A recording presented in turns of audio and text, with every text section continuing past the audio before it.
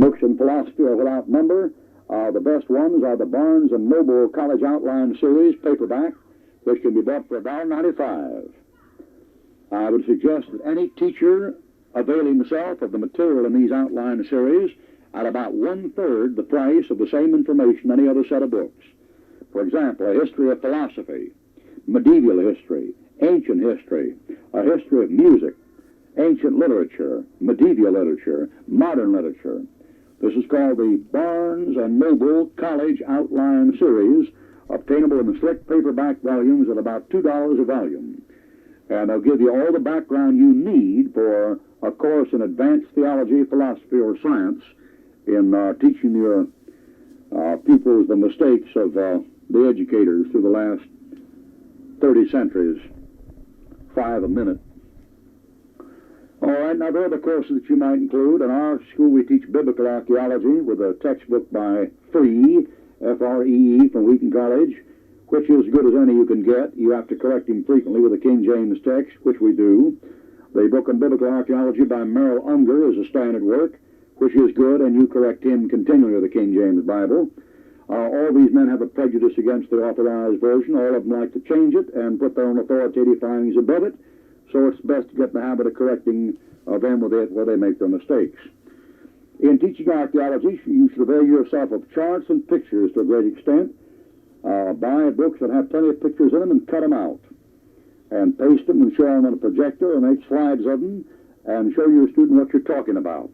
This is very true in the study of evolution, archaeology, and geology, where the student needs to see what's being discussed.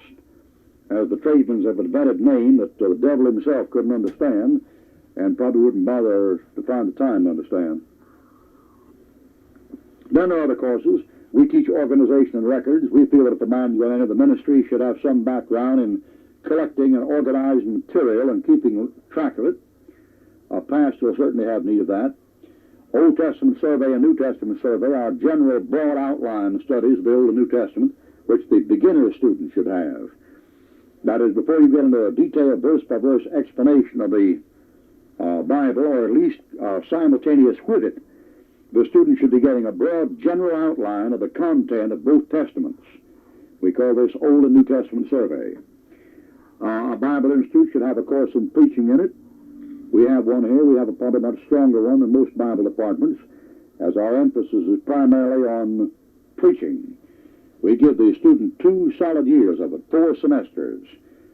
And during that time, all those classes like hermeneutics, homiletics, interpretation, public speech, English, all that business, grammar, are included in that 2 years, all under preaching. We have 2 other small courses which may or may not be necessary. The first is called The Preacher and His Problems, and the second is called Evangelistic Song Leading. We figure if a man gets in the ministry, he's going to have to leave his own singing for a while, especially if he starts a new work, and it will not hurt him at all to know something about music theory, and especially as a pastor, if he's going to have musicians under him, he should know good music from bad music. So we teach the Bible Institute student the difference between African sex orgies and hymns. The African sex music, of course, is the main staple diet of the quartets in America, and the rock and roll artists and the all-night gospel sings, of course, are demonstrated where the student can hear them, and he's told what's wrong with them and why, and then exposed to some good music. Now, this about completes the curriculum for a 3-year school. If you run 4 years, you can put in a good bit more. For 3 years, this is about all you can handle. There may be some other course you might want to put in, and your own discretion will tell you what. For example, if you're in an overseas school, you might teach Japanese. You might teach Chinese. You might teach German or French or Spanish. If I had more time here, I certainly would include a language study of young men who thought they were called to a certain country. I would certainly include another language study beside Greek, a modern language. And then your discretion can dictate what to do with the rest of the courses. There are many of them. If you get any catalog from Tennessee Temple or Bob Jones or Biola or Wheaton or Fuller or Farwell, you'll see what the other courses are. And if they list the courses and give a breakdown of the course, you'll get the general content of the course. Most of it's rubbish. High-class Christian rubbish. And I wouldn't recommend that you cram your school through with a lot of non-essential things that don't amount to anything. All right, now, we've discussed curriculum and textbooks for curriculum. Maybe if you got a textbook on problem text, there's a standard book on contradictions explained for problem text. There are two of them. I don't recall the names of them right now. One is Van Hoffer, I think. I forget the other guy's name, but they're both very good. And Haley's Handbook is a very modest work, but very good for general Bible study. Haley's Handbook is a very excellent source book for Old and New Testament survey and biblical archaeology. Very fine book, Haley's Bible Handbook, which is a small book, length and sideways, but it's about 2 inches thick. Now, in regards to general biblical knowledge, by that I mean, if you're going to get a teacher there who knows his Bible, knows what he's talking about, there are a handful of books which, if he'll master, will equip him to teach Bible much better than the best Bible teacher of the biggest Christian university in America. These books are as follows. Any work by Clarence Larkin, a converted Episcopalian. Any work by Clarence Larkin is excellent, and Clarence Larkin sets the pace for 98% of the premillennial Bible teachers. That's not an overstatement. 98%. All right, he should be familiar with the works of Cornelius Stam on the book of Acts. Acts dispensationally considered by Cornelius Stam. He should have access to the companion Bible by Ethelbert Bullinger, and especially should familiarize himself with the appendices in the back of the companion Bible by Bullinger. He should be familiar with the works of Arthur W. Pink. When Arthur W. Pink wrote The Sovereignty of God, he got off on hyper-Calvinism and never recovered, and he was amillennial when he died. Nonetheless, A.W. Pink was a great Bible expositor, and like Edward Hills, who was also amillennial, he took his Bible studies seriously and spent a lot of time on them. And Arthur W. Pink's work on Genesis, John, Elijah, and David are unsurpassed in the field of devotional literature. He should know these works. I should be familiar with the 4 volumes by Eric Sauer, S-A-U-E-R, called The Dawn of World Redemption, The Triumph of the Crucified, In the Arena of Faith, and From Eternity to Eternity. He should be familiar with the pocket book paperback called Power Through Prayer by E.M. Bounds, the greatest book on prayer that's ever been written. Power Through Prayer. R.A. Torrey's book on prayer is very good. John R. Rice's book on prayer, asking and receiving, of course, is just a rehash of R.A. Torrey, but it's good. Then in Rice's material, he should familiarize himself with the paper pamphlets written by John R. Rice. The paper pamphlets, the first ones Rice did in the form of evangelistic polemical ministry, are the best. The little paper 35-cent pamphlets like A Good Man Lost and a Bad Man Saved, Can a Saved Person Be Lost, you know, those things. The Sevenfold Sin of Not Winning Souls, those are excellent devotional material and inspirational material. He should acquaint himself with the devotional works of Watchman Nee, capital N-double-E. Most of his latter works are very diluted, but his first 2 are excellent. Sit, Walk, and Stand by Watchman Nee and The Normal Christian Life are excellent, excellent works. Born Crucified by E.L. Maxwell is an essential for proper exposition of the 2 natures. That is, when you start getting in and start teaching Romans and Galatians, you're going to have more than a commentary to explain what you're reading. And when you start going on the 2 natures in devotional life, you need Watchman Nee and E.L. Maxwell. Born Crucified, they're the good works by Ruth Paxton and Andrew Murray, but these are the main ones. For real inspiration, that is, for real stirring the class up, the teacher should absolutely know Fox's Book of Martyrs and the 2 books brought out by Richard Wurmbrand. These are very essential in proper exposition of the Bible. Because when you begin to talk about suffering and persecution, and bearing in the body the marks of Christ. You're going to have to teach it. And Christ suffered for sin, the just for the unjust, and if we suffer, we shall reign with him.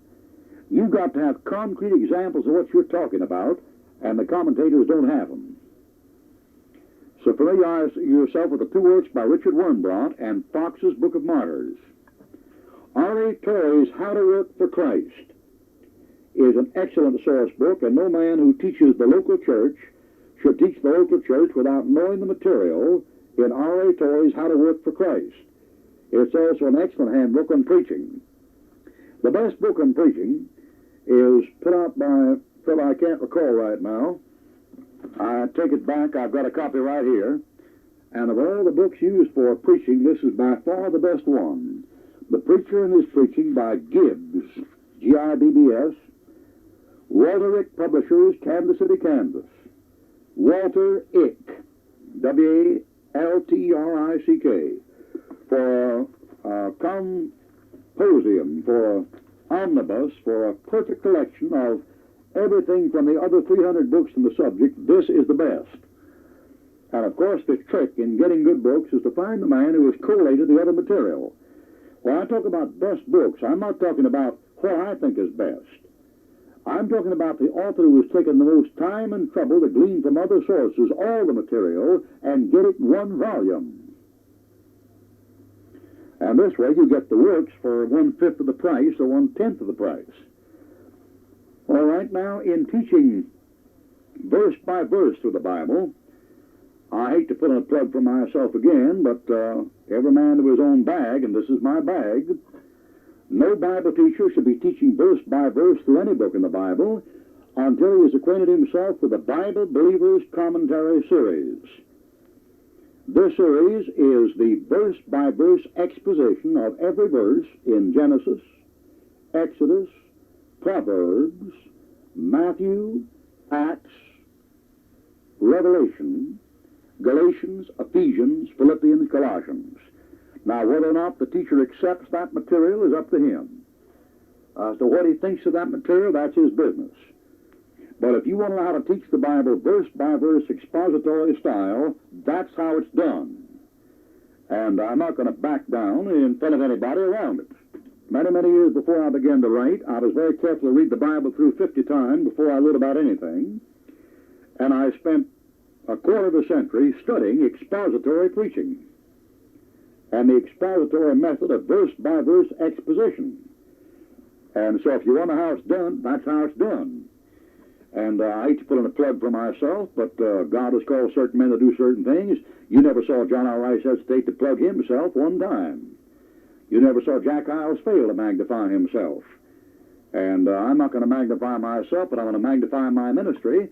And my ministry is verse by verse teaching and preaching of an English authorized King James 1611. You want to know how it's done? Read the book. Now, in addition to these, a man to be a real teacher of the heavier stuff, that is the archaeology, the theology, and this and that, should have the 4 copies called the International Bible Standard Encyclopedia. The International Standard Bible Encyclopedia, published by Erdmann Zondervan, I forget which. It's 4 volumes laid out alphabetically, and it will cover anything that any of the dead Orthodox apostates or dead Orthodox conservatives. It'll cover anything that any of the standard college curriculums know anything about. You can get it in 4 volumes. Why waste your time, $4,000 to learn the junk, when you can buy it for $35 at a bookstore? Get those 4 volumes. The International Standard Bible Encyclopedia. Now, I'm stopping here. Somebody says, is that all? That's it. Now, there may be specialized fields around certain Bibles, or books in the Bible, or certain verses that need further research and study. But I'm going to tell you a darn truth when I say if a man can master the material I just gave him on this tape, he knows everything about the Bible that any living writer knows about in the world today. Now, that may seem pretty tough, but that's the way it is. You master that material there, you've got the material. That's all that's ever been printed. I mean, the 19th century expositors will take you to Schofield, Schofield will go as far as he can, drop the ball, and Larkin will pick it up and run with it. He'll drop it, and Billinger will pick it up and run with it. And I'll pick up where Billinger quits. And beyond that in print, there's nothing in print. You go to the bookstore, all you'll find is a rehash of what I just said. And if you got what I just said, you have all the material on it there is to have. That's it. Now, you may find little nuances and shades of meaning, and little embellishments and adornments to the doctrines, and little specific instances of certain blessings about minute places, but what people know about the Bible is found in the books I mentioned, and when you've got those books, you have all anybody knows. And if you master the contents of those books, you don't back down before anybody. I mean, some fellow stands up and says, well, Ruckman thinks he's right and everybody else is wrong, you know. And they come around and say, well, who do you think he is? He's just so-and-so, and then try to correct our Bible and tell us what's right and what's wrong. They're wasting their time. We know all about the men that taught the men that trained them. So there's where you get in on it. After all, man, if you've got Nessel's Greek Testaments, which you use in your Greek classes, you have access to the works of Tregelles, Tischendorf, Weiss, Griesbach, and Ruckman, and Alford, and the Receptus. If you have the church history, you know the background is for the men that taught the men that found the manuscripts. If you have the course of manuscript evidence, you know the men that found the manuscripts and what they found and what they didn't find, and where they found it, and when they found it, and what it contained, and what happened to it, where it came from, and why it shouldn't or shouldn't be in your Bible. Then why in the world should you get pale face over somebody like Thiem or Zodhiates, the fact that Bob Jones, trying to tell you know what you're talking about? Why, those poor dumb boobs, they don't know what they're talking about. Now, it isn't a matter of somebody thinking they're right and the rest of them is wrong. It's a matter of when you know what you know, but you know it. Nothing could be funnier to me than somebody trying to tell me how the Bible goes. Nothing could be any funnier than somebody telling me the article isn't translated here, or the aorist tense isn't brought up properly. Nothing could be any funnier than that, man. When you get those books down there, you'll know who made the aorist imperfect and who made the imperfect aorist and why they did and when they did and where they did and what their motive for doing it was. Boy, what a waste of time. Some of these fellows spend so much time building works and promoting works, they haven't spent enough time in the Bible to teach a dedication Bible school. Well, now, some of us have spent some time in it. And you're not about to tell us anything about it. You're not even going to begin. When a fellow finishes a Bible Institute, he ought to know his subject. He ought to know that book. And when he gets out, he ought to know that book as well as anybody on God's earth knows it. Now, there may be degrees of intellectuality in the class, and degrees of IQ, and degrees of background and training, and ability to grasp and retain material, and that's something else. But as far as the material goes, the material should be there and presented in such a way that if he masters it, when he gets out, he doesn't take orders from anybody but God Almighty. He's got the book and he's got God. And a man who's called to be a teacher or a pastor or an evangelist should be equipped like that. And I don't mean a Christian education. Nothing will destroy your faith in the Word of God any quicker than a Christian education above a high school level. All right, now coming to the courses themselves. The first course we're going to talk about is church history. As I said before, you want to get a good thick book with big black print that gives a general overall picture of church history with the most important things in it standing out. Not a detailed blow-by-blow description like you'll find in Philip Schaff. Your student won't be able to master it. In teaching church history at the very beginning should be divided off into salient points and divisions where the student can get a mental grasp of what he's going to study. Nothing is more confusing than the inductive scientific method when applied to teaching, like it's been applied in the last 30 years and produced a bunch of nuts who don't know anything. Nothing can be more irrelevant to learning than teaching a whole string and series of detailed particles that have nothing to do with each other, like atoms. The atomic way of teaching develops into disintegration and fallout. Somebody will write that down. That's worth repeating. And you know something? The only place in the world where detailed, minute description of rote memory helps the student is in language study and Bible memorization. That's the only place.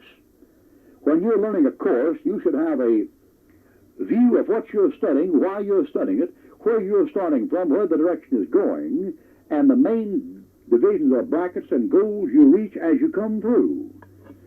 So what I'm saying is this: when you teach church history, don't ever teach it until you start out with an illustrated chart of church history in color with the main places identified. Draw your line, and draw that thing from the birth of Jesus Christ to the rapture. And then on that line, mark off by colored brackets the main, salient, important places in the history of the Christian church.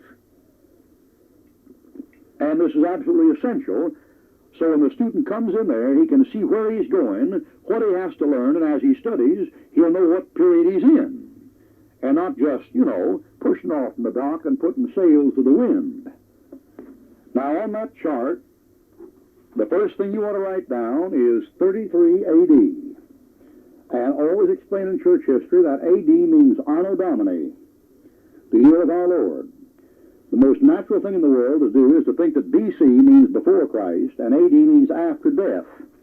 This, of course, it does not mean. B.C. means before Christ, that's English spelling, but A.D. means Anno Domini, the year of our Lord, Latin spelling. Put down 33 A.D. for the death of Christ. Don't put down 30 and go by all that mess with just quit messing with it. The Bible said he was about 30 years old when he was baptized, Luke chapter 3. There are 4 Passovers in John, and he himself is the Passover lamb in the 4th one, making his ministry 3.5 years. So he dies at 33 years old, and don't let him fool you or get you off. That's how it is. That is where historical chronology goes across the Bible, correct historical chronology. That's always the safe way to do it. And if the scholars raise Cain, just say, well, if you're a jackass, why don't you bray like one? Quit trying to be a sheep. All right, put down 33. Run a little bit further, put down 70. What's 70? The destruction of Jerusalem, a salient date. Run a little further, put down 90. What's 90? The completion of the New Testament. It's variable. It might be 96. It's no later than 96. It's certainly no earlier than 89. 90 is a good date. Run a little bit further. Put down 325 A.D., the Council of Nicaea, which is a good date. 325 A.D. Now, these are the salient dates. That is, these dates stick out. These are dates that have to be learned and have to be memorized, and they begin to bracket your study off where the student can find out where he's at. Don't make him memorize a whole great big gob of junk, Don't do that. Make him memorize the main thing. All right? After that, write down 540.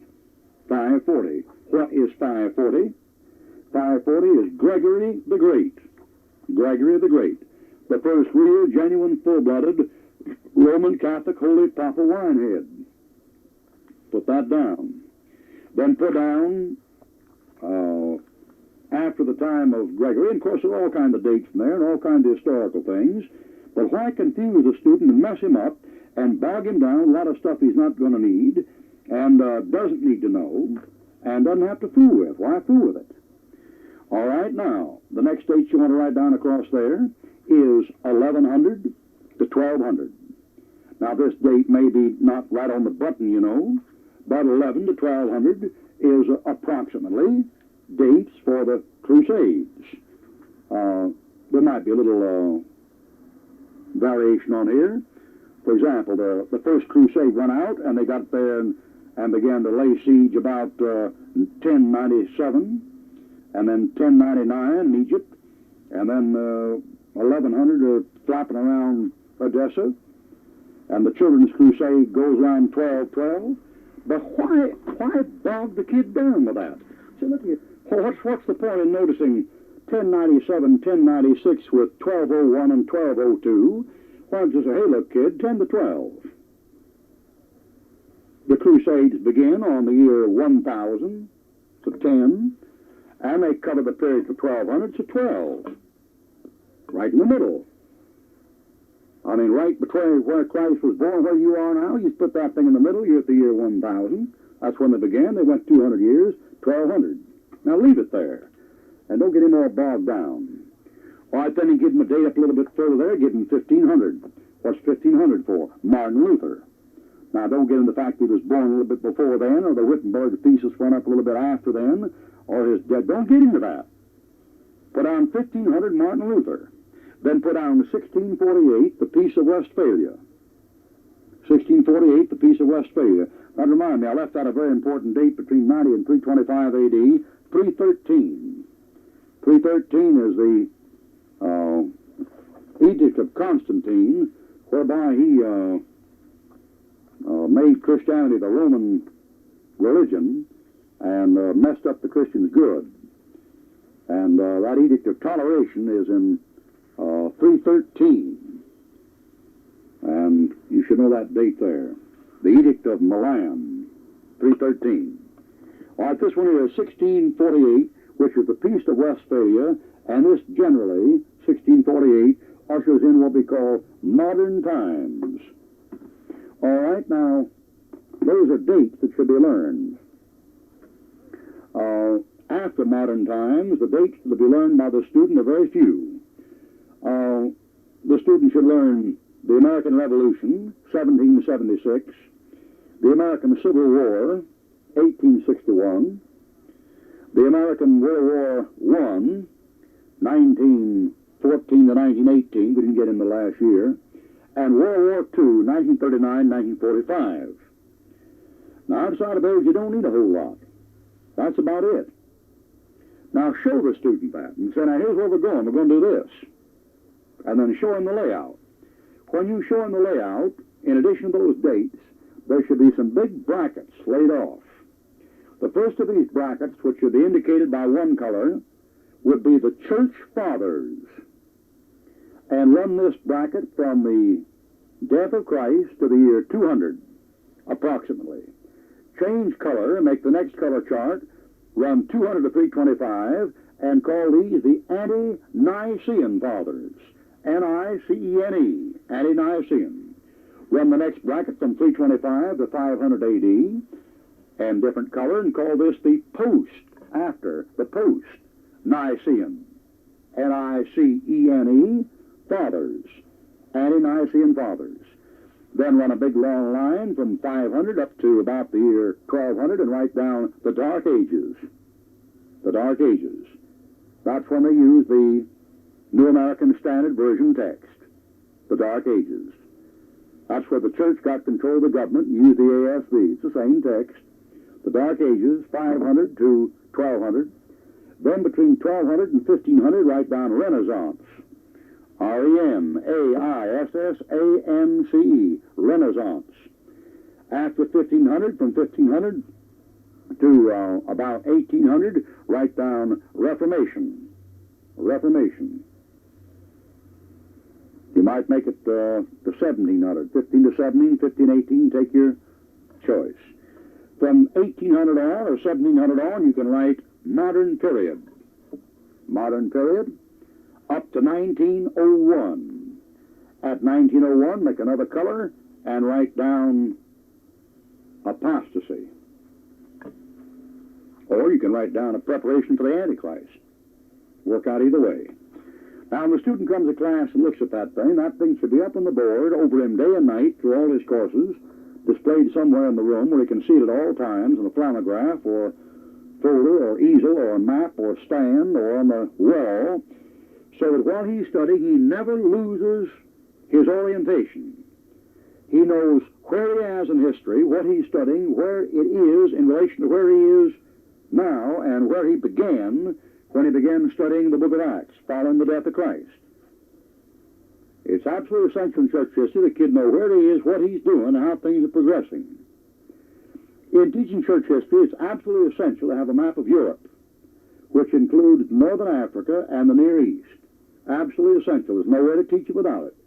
As a matter of fact, the first year of church history, from the death of Christ to the Reformation, all the action will take place right on that map. As a matter of fact, if you draw a line from Jerusalem to London, or from Antioch to London, almost every major world event that ever happened in the history of the world happened or was decided upon in that area. You take a thing roughly, say, 200 miles wide of that line, north and south, and run it up. The decisions this world acts on they originate in that area. So you have to have a map of that to show that. Or now you're ready to teach with your textbook.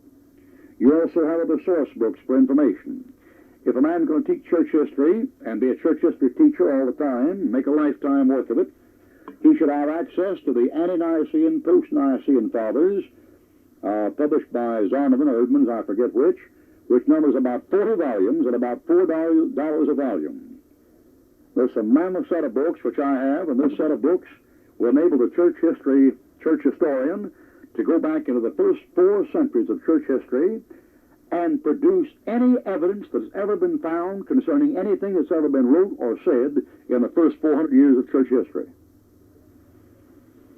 And if a man's going to teach it as a lifetime, he ought to have access to that group of books. All right, now you start to teach the student. You roughly and quickly take the student through Matthew, Mark, Luke, and Acts. That is, he gets that in other Bible courses. He gets it in New Testament. Don't waste a lot of time with it. He gets that New Testament survey. He'll get that in Matthew. He'll get it in John. So take him quickly through the earthly life of Christ, through the book of Acts to the end, and then leave him stranded out there at the destruction of Jerusalem about 70 AD, and then start there. Now, the place to start in these matters in church history is the destruction of Jerusalem, 70 AD. Good accounts are found in Josephus. Read the student some of those accounts if you don't have enough books for him to read out of. Then the next thing you begin to teach him after that is what we call the Church Fathers. The Church Fathers will be mentioned in any good church history. The source references can be found in the Ante-Nicene and Post-Nicene Fathers, and Philip Schaff will give you a very detailed summary of each one of them. The Church Fathers are sometimes called, when they first start, they're called Apostolic Fathers. The Church Fathers are divided into 3 groups: the Apostolic Fathers, the Ante-Nicene Fathers, and the Post-Nicene Fathers. They're called fathers because they're considered to be the elders of the church, the first starters. This, of course, is a misnomer. In the first place, you're not to call any man father, and the second place, they weren't the fathers. Peter, James, John, Matthew, Mark, Luke, and Jude were the fathers, and Paul. But, they never could get it straight, and they never will. So correct them with the King James Bible. It's always proper and always feasible. Anyway, they're called Apostolic Fathers. What does this mean?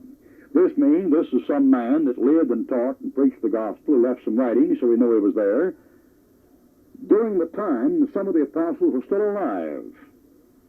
The Apostolic Fathers, then, are men who wrote and lived around the time of the apostles, a little bit later, and the main ones among this group, are Ignatius and Polycarp.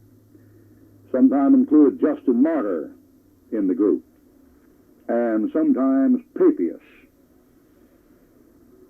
and sometimes Clement, although he's really Ante-Nicene. There's an overlap. In the Ante-Nicene Fathers, you have the people like Tertullian, and Irenaeus, and Clement, and sometimes Origen is included. Now, these fellows will all be discussed in your church history, and material on them can be found in Philip Schaff's History, Volume 1. And the class should be acquainted with these men, what they wrote, and it should be pointed out over and over and over to that student that the beginnings of Bible corruption begin in Christian education and Christian writers. And that should be pointed out again and again and again until the student is saturated with it. For example, it should be called to his attention that Ignatius is the first man to use the word Catholic. Why do you use it? It isn't a biblical word. Where does the word come from? Greek philosophy. You say, now, you're not going to find fault with a man. Yeah, but you see, you need to stay and learn some Bible and quit trying to be superior to the Word of God. That's the problem you run into. As soon as you get into the Church Fathers, you'll find this fellow saying Catholic. You'll find Polycarp saying faith is the mother of us all. No, it ain't. New Jerusalem is. Galatians. You say, Ruckman, shut up. Shut up. I get so tired of it. I just get worn out with these people that think they're God. God wrote a book, and the book says New Jerusalem is the mother of us all, and if you say faith is the mother of us all, you're a liar. You say, you have to be so exact? Yes. Yes, as a matter of fact, we do. Because when you teach church history, one of the earliest things you find out is every false teaching in the Christian church came from a church father. So it's a good idea to know what you're talking about and teach the student the truth on it. By the time you get to Origen, you got baptismal regeneration, and Origen calls the pastor priest. I wonder where you're going now. So you should teach the student those things. Don't, for a minute, take the word of the writer of church history as authoritative when he brags about the church fathers. You're to notice their good points and their bad points, and where they cross the King James authorized text, you are to cross them at the peril of your life. And by that I mean our country is in the condition it's in today because of people transgressing the Word of God and not abiding by the Word of God and refusing to believe the Word of God, and it begins here. It begins with the church fathers. And that's why when the Catholic Church wants to prove apostolic succession or church authority, they very rarely go back to the Bible, they go back to the church fathers. That's their proof for tradition, warned against in Colossians 2, verse 8. The teacher of church history should constantly keep Colossians 2:8 and 1 Timothy 6:20 before the student's eyes in every period of church history, bar none. And when these two things show up, science and philosophy, the red light is to be flashed, and the warning bell is to be sounded, and the gun is to be fired, if we are to believe the Apostle Paul. All right, next you teach them the Ante-Nicene Fathers. Then you teach them the Council of Nicaea. Tell them about the creeds presented there, the votes for them. The two parties fought against the deity of Christ. The Arian party, the Jehovah's Witness party, and Arius, that published the New American Standard Bible recommended by Bob Jones and John R. Rice, that teaches the Arian begotten God of Arius in John 1:18. Teach them about the Orthodox Fundamental Party and Athanasius. Teach them about the aftermath of this Nicene Council, the amalgamation of Constantine. Get them some material in the life of Constantine by Eusebius, from Eusebius' Ecclesiastical History. Teach them about the post-Nicene Fathers after Nicaea. Your history then will cover the Germanic invasions, the tribes, the Goths, the Vandals, the Visigoths, the Huns, the Ostrogoths, the Lombards, the Celts, the Picts, the Saxons, the Jutes, the Angles, the Northmen, and take it through this material. And tell them about Ulfilas' Gothic Bible. Tell them how the Catholic Church began to call anybody Arian who didn't knuckle down to the Roman Catholic Church. Give them the history of the early believers called Pauliceans, Bogomiles. Teach them about the evangelical groups that witnessed for Christ all through the Dark Ages, like the Waldensians and the Albigensians and the Pauliceans and the Brethren and the Hussites and the Vaudois and the Huguenots. Your church history will cover these things. It's a good idea in a history and course in church history to give a little 10-minute quiz at the beginning of every period, or at least at the beginning of every other period, and make sure your student is keeping up in what he's studying, because with so much material, such a voluminous body of material to study, it's essential the student keep up from day to day with what he's studying. Take him up to the Dark Ages, give him the history of the Pope, give him some collateral reading. If they don't understand the full nature of the Roman Catholic Church, you should read them out loud in the classroom excerpts from Fox's Book of Martyrs, Irish Freedom and Catholic Power by Paul Blanchard, American Freedom and Catholic Power by Paul Blanchard, and above all, the work called Religious Terror in Ireland by Avril Manhattan. And your student should see the greatest enemy of biblical Christianity is the Roman Catholic Church. Always has been, always will be, and there isn't a case in history where the Roman Catholic Church wouldn't burn or torture a Bible believer to death if they could do it and get away with it. Not one case. And they should fully understand that. In teaching church history, you should thoroughly acquaint them with the machinations of Rome, the sacraments, the use of the interdict, the use of excommunication, the papal shenanigans in the political capitals of Europe, with the Habsburg family and the Maximilians, and all that stuff, and show them what God's people did during that time. Read them extensively from Fox's Book of Martyrs. Read the material on the preservation of the old Latin text from Otis Fuller's book called Which Bible? Tell them about the translations that Wycliffe made, the Morning Star of the Reformation. Give them detailed accounts of the burning of John Huss, the burning of Savonarola, the persecution of Martin Luther, the persecution of Tyndale.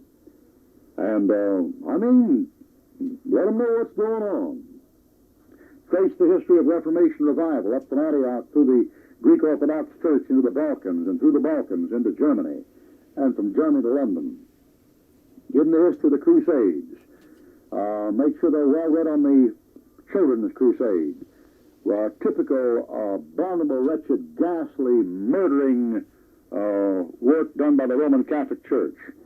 And the Pope that said the leading little children put us grown-ups to shame by walking down to Marseille and trying to walk across the Mediterranean Sea dry shod, that kind of stuff, you know. Give them the works.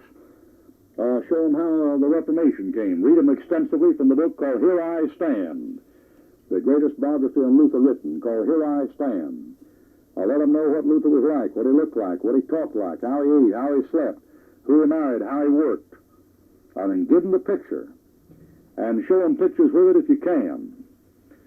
Give them the life of John Calvin. Make sure they understand he had Servetus burned at the stake for disagreeing with him doctrinally.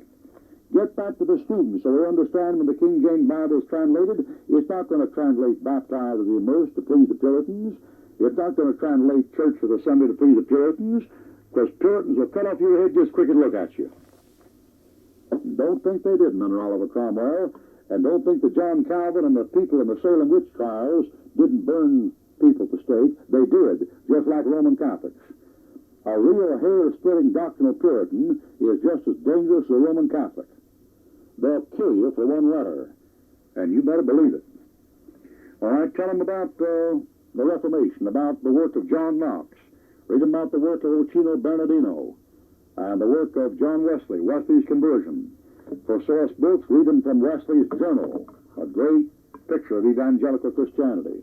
Read them from the Journal of George Whitefield. Give them samples of these men's sermons. Tell them how George Whitefield and Wesley came to the United States, and the Great Awakening started under Fellinghausen, Gilbert Tennant, and Jonathan Edwards. Tell them about the production of the King James Bible in 1611 and its translation to every major language in the world before 1900. Tell them about the Great Awakening in America, showing the progress of revivals moving from east to west across the American seaboard.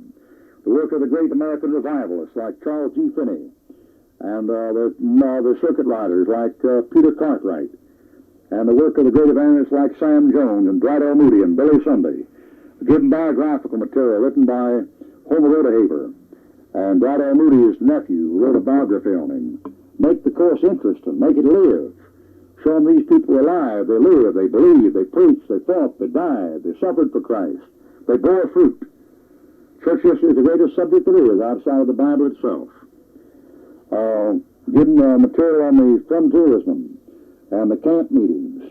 Give them material on the false religions that sprang up in the 19th century, nearing the day of apostasy, the Seventh-day Adventists, the Jehovah's Witness, the Pentecostals in 1904 out of the Azusa Street Mission in Los Angeles, the Church of God and Assembly of God, and those movements. And give them material on the ecumenical movement that began around 1900. Tell them about the effects of the Bible in the South, in the Civil War and after. Give them material on the Salvation Army work under General Booth and the work of the Salvation Army and YW and YMCAs when they used to be real Christian organizations. Tell them about the World War I and its aftermath. The Ecumenical Council of 1904 that called itself the Federal Council, that later became the National Council of Christian Churches and tried to merge with Rome. Tell them about the blasphemous, obscene ASV recommended by the faculty at every major Christian school in America. Tell them about the production of the RSV and the ASV. In your course of manuscript evidence, you get into these translations and versions in much more detail, but mention them in passing. Give them the backgrounds of World War II and the evangelistic work of Billy Graham, and especially the church-building work of J. Frank Norris, the split in Norris's fellowship, and of the Bible Baptists and the Baptist Bibles. And there won't be church histories covering this period Up in here, get the book called The Christian Hall of Fame by Elmer Towns, and bring them up to date on the autobiographies of Dr. DeHaan.